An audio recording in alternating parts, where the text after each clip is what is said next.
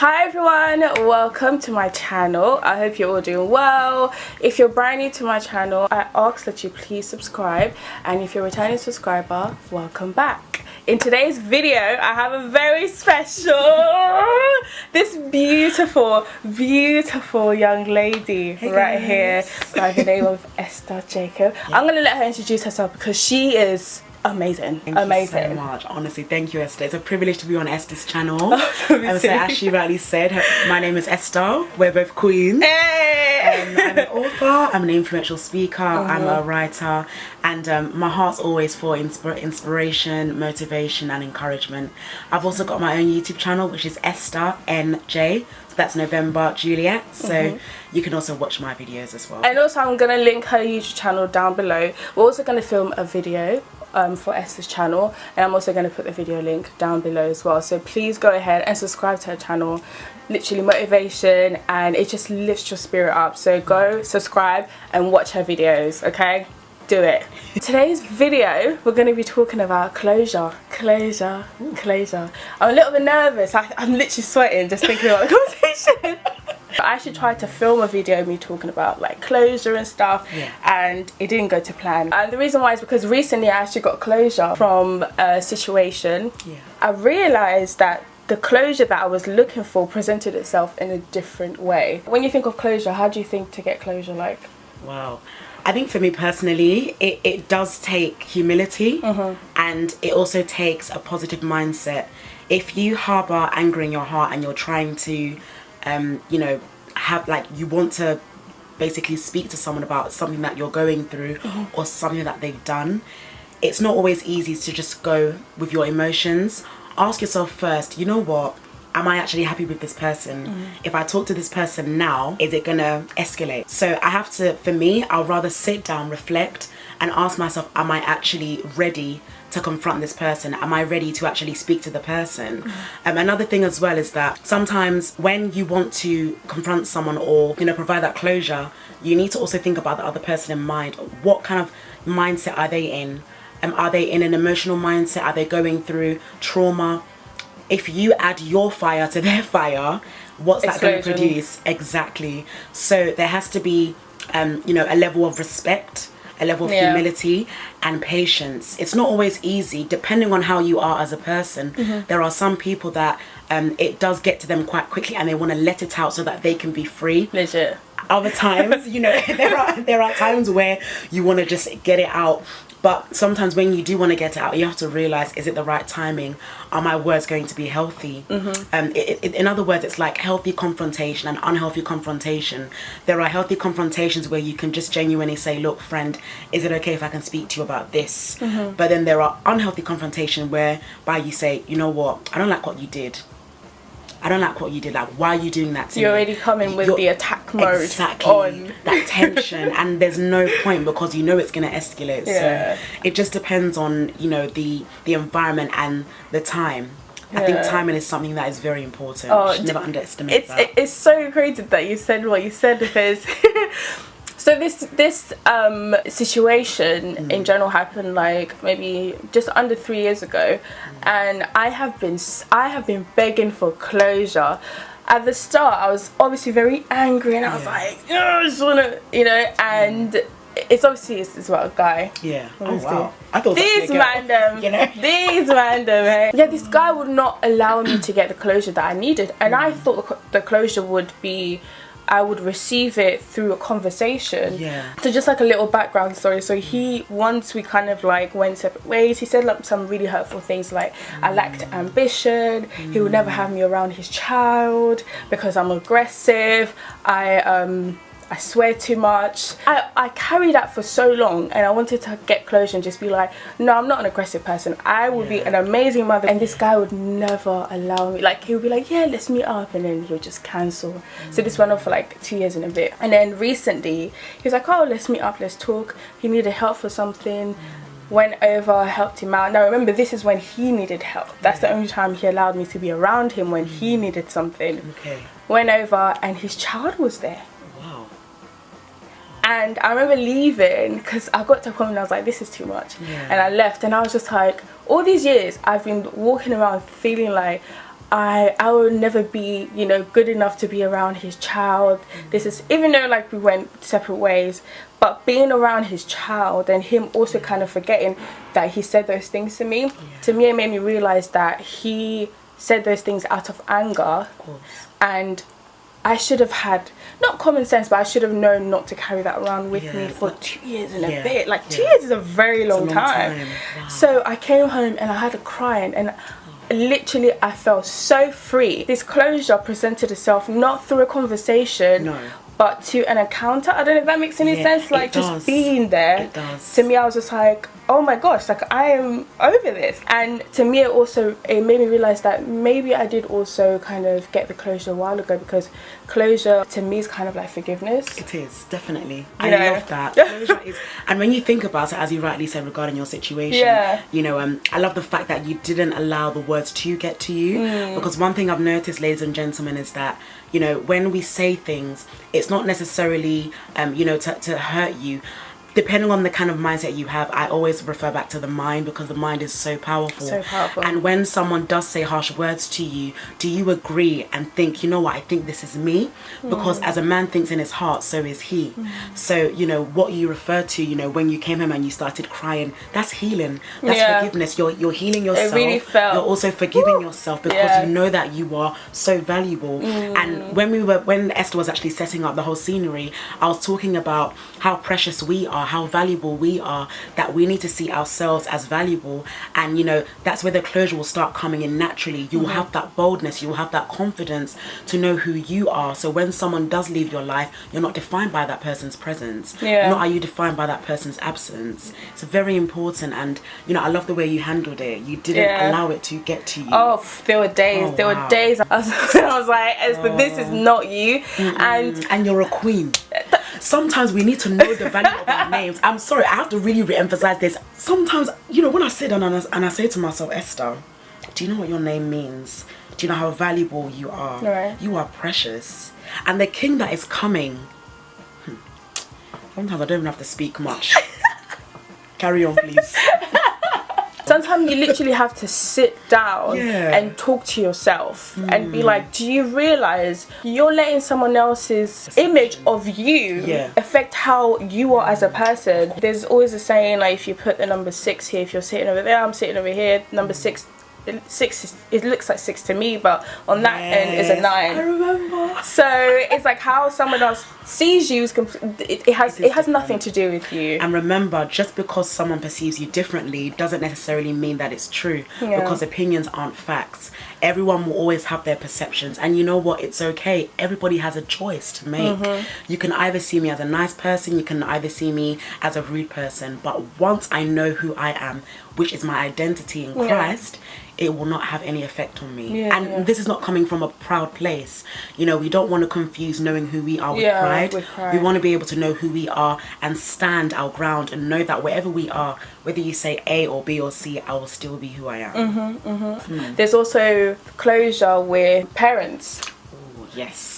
So there's and I think that's what I initially really wanted to talk about, but I just also wanted to I feel like 2019 so far has been the year for closure for me. And it's like we had a conversation about what happened late last year, and just to also touch base, it's actually quite strange. Sorry, I do this a lot where I dip back and forth. the whole situation with the guy, the reason why I took on the whole "you're aggressive person, you can never be around my child" was because growing up I went through a situation with family members and this and that, and I've always said to myself that I would be the best mother, because at some point, being very honest, my parents failed me. As my parents, I always say I will always be the best mother I can be. And I've always said to myself, not so much as like a pet project, but I want to adopt a child so that I can show that you don't need, it doesn't have to just be your own child for you to show pure love. Of course. It doesn't have to be like that. As much as I always say, like, my parents, they did the best they could, the best they knew, because our parents were, you know, my parents, they are the first generation who moved here, and so for them dealing with a new language, having to move, seeing things that they were trying to protect their kids from not being, you know, from not seeing, and I totally get it. And so for me, I am coming to a place. It's a journey where I'm having to tell myself that they did the best they could. That's right. Honor them. Just because you feel like they failed you, in their eyes, their parents never showed the love that you are asking for, because you are now exposed to an environment where, you know, white people love your mom, love your dad, oh my god, dad hug, bedtime story. So you kind of think, what's wrong with me? Yeah, of course. Why are my parents not doing that? Coming to a place where now you're having to forgive them. Like, I go to therapy now because of the stuff that I went through when I was young. And even with now, as I go to therapy, it's also understanding that it's not even like the parents that you're angry at. You get to a point where it's like, it's yourself. Yes. Because you allow yourself to let what they have done affect you. Now, how do you move on? How do you move on from that? And yesterday's seminar, they were talking about different parenting, like families. There's one that have regulations, relationships, and rules. And some families don't have regulations, don't have relationships, but have rules. Some families have all three, some families don't have any. So even when it comes down to, you have to figure out the patterns in your family and ensure that in your household you have rules, you have regulations, but you also have a relationship. That's the key. That it's is the relationship. The key. Exactly. It's trust. It's communication. Closure is a big thing, and I'm learning slowly but surely. That's you know, and it's so amazing how God does it. Sorry, I just keep talking. But listen, I'm inspired by you already. Honestly, Esther, this woman, like the way we even met, right? You know, I don't even understand, because we went training. Was it 2016? So I met her through, we were at a training head office. Yes. And everyone was just there, and there were other black people there. Quite a few, But I don't know what it was, but it was like a magnet type of thing. And it was like, oh, what's your name? Esther. I'm Esther. Oh my god. So we've literally been friends since then, but we never worked in the same office or anything. We didn't. But like, it was just that connection. Exactly. And I think also that's the beautiful thing about being a Christian, Very a believer. authentic, definitely. Once you have that connection, kind of like you get We're me. staying close. You get me. No matter what. No matter what, you're not getting rid of me. I think the bonus is that we both have the same name. I mean, it's so rare to have someone that's beautiful in and out and has the same name as you. Like, not a lot of people have the same name, and not a lot of people can actually come together to do this, which is such a beautiful advantage. Yeah. You know? No, definitely. One thing I would say is that with regards to like closure towards family, you know, one of the sayings says that you can choose your friends but you can't choose your family, and really we can't. Some people can choose like friends as family as well. You know, you can have sisters, you can have friends that you call sisters, but when it comes to, you know, biological family, you know, that one you can't even choose, you can't pick. But I believe, you know, as Esther rightly said, it is her responsibility, you know, to make that decision to not allow what the parents have done in the past to get to her. And I think one thing that you mentioned as well is, you know, correct me if I'm wrong, is their parents, you know, you have to see it as a ladder. How did they go through things? How did their parents go through things? You know, and it's not always easy, but one thing I'm learning to embrace even in this conversation is, you know, I see my parents the way God sees them, because they're not perfect. I know they make mistakes. I know that, you know, they're trying to just once you realize like us. everything, your scenery starts to change. Yeah, exactly. And it's so funny because, you know, when we get our own children by God's grace, you know, they'll be like, Mama, Dad, why are you like this? Or, you know, Mommy Esther, why are you like that? Why are you like this? Yeah. We can't control the way someone is brought up. We really can't. But we can control the way we react and the way we feel. Definitely. With every single family, with everything, we're trying to break generational curses and generational bad patterns and stuff. So there's always someone who's the initiator, and then there's someone who's the multiplier, and then there's someone who is the something else. There's someone who's a terminator. Our generation, we have to try and be the terminators of those generational things that we don't like, that we didn't feel comfortable with, so that our children can also, when they see patterns in us that we didn't focus on because we're too busy focusing on the things about family, and you know, hopefully they will be able as well to see, my parents did this, I can do it as well. Exactly. And not only that, just to add on that, you also want to you know, set an example for your future children and for those who are looking up to you. I keep saying that a lot of people are looking up to the millennials. We are the millennials, and people are really looking up to us. They really are. And I'm just like, even aunties and uncles, and you know, they're really cheering us on. And I think the most important thing is just being able to accept where you are, but grow from it and be better. That's it. We always want to be better than our parents. I don't think there's anyone in our age range that wants to be lower. You know, we want to be more richer, you know, financially stable, you know, impactful. You know, sometimes our parents may be looking at us and saying, had I had this opportunity, going to school in London, easy life, you know, free school meals. But sometimes, you know, our parents did not have that opportunity. They didn't. And I have to always flip it back and say, you know what, even if I wanted to give my parents closure, I must honour them first. God knows my heart. I must honour them. I know it's not always easy, but I have to honour them because they made me the woman I am today, and they made you the woman you are today as well, Esther. And that's why I always look at my situation now where I'm not working.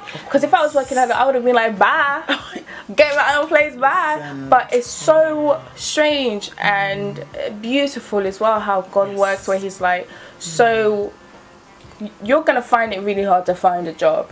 The reason why is because I need you to fix and get over this hurdle that you've been holding on to for so long, so that you can be fully open to embrace this new chapter that I have for you, that I have already planned. Because I know the God that I believe in. Come on now.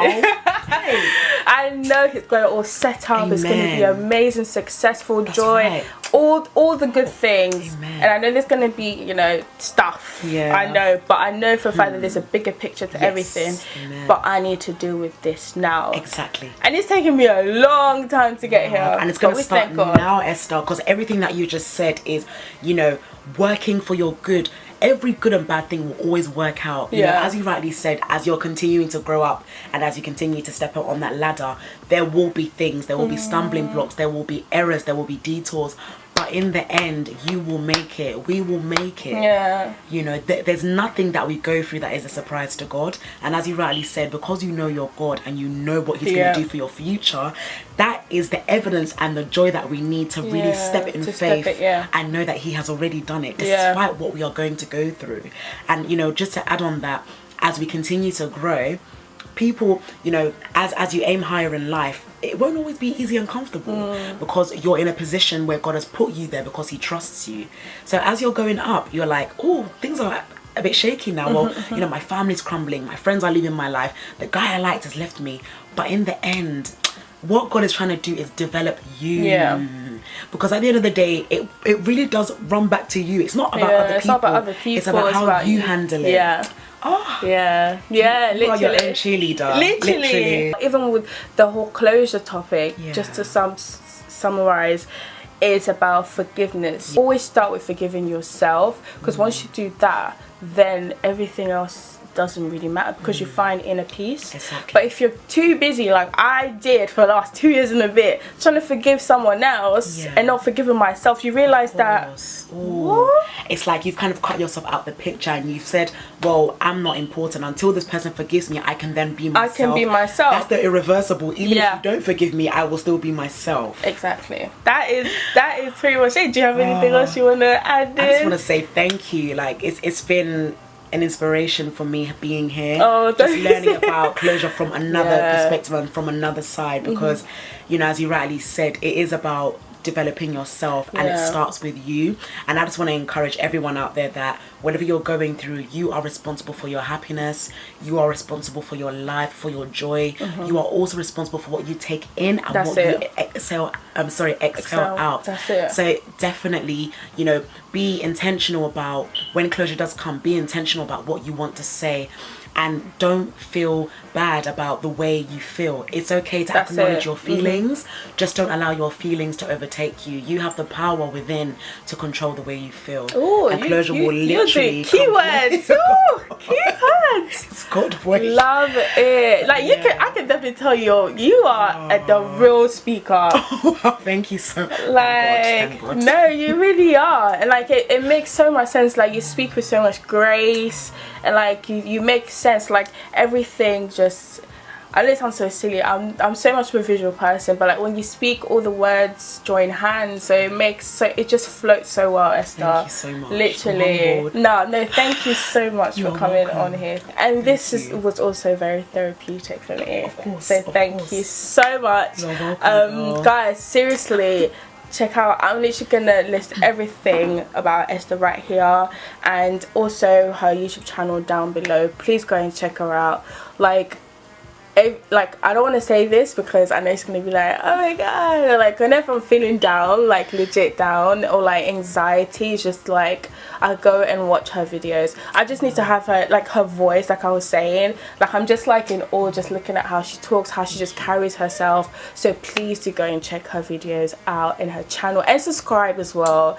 Subscribe and like, because that helps us as well to see that, okay, you're enjoying it, okay, I'm gonna talk a bit more. Definitely. But yeah, like I say, subscribe, like, share, and I'll see you guys on the next video. And please let me know if you want Esther back. I'm gonna have her back either way. I definitely am. But we'll see you guys next time. All right, take care. Bye. Esther, you are so amazing. Oh, please stop.